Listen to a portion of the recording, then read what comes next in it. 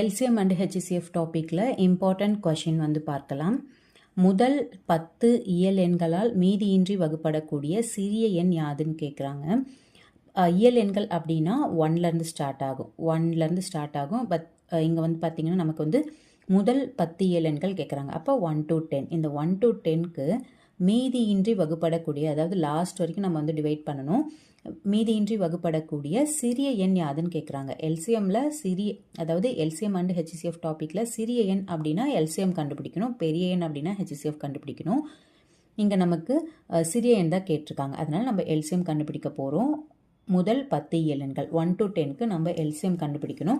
So இந்த லாஸ்ட்டில் பார்த்தீங்கன்னா 2 into 3 into 2 into 5, அடுத்து பார்த்தீங்கன்னா இந்த 7 2 3. ஸோ இது எல்லாமே மல்டிப்ளை பண்ணோம் அப்படின்னா நமக்கு வந்து 2520 வரும். இதுதான் ஆன்சர். ஓகேவா?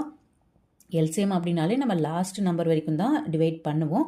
கொஷின்லேயே வந்து மீதியின்றி வகுப்படக்கூடிய லாஸ்ட் வரைக்கும் டிவைட் பண்ணுங்கன்னு சொல்லிட்டாங்க. அதனால் எல்லா நம்பரையும் நம்ம ஃபைனலாக மல்டிப்ளை பண்ணோம் அப்படின்னா நமக்கு ஆன்சர். இது வந்து சிம்பிளான ஒரு எல்சிஎம் தான். பட் இருந்தாலும் அந்த முதல் 10 இயல் எண்கள் அப்படின்றப்போ 1லேருந்து தான் ஸ்டார்ட் ஆகும். நீங்கள் வந்து 0லேருந்து போட்டிங்கன்னா சம் தப்பாயிடும்.